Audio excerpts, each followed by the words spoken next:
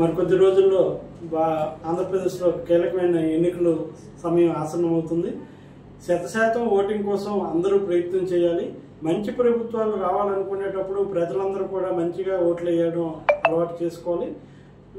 Vote అనేది వజ్రాయుధం. ప్రజాస్వామ్య వ్యవస్థలో ఓటు చాలా కీలకమైనది కాబట్టి మేధావులు, ఉన్నత విద్యావంతులు, బడుగు బలహీన వర్గాల ప్రజలందరూ కూడా మీ ఓటు హక్కుతో మంచి ప్రజాస్వామ్య ప్రభుత్వాన్ని తెప్పించాలని మనస్ఫూర్తిగా కోరుకుంటున్నాం.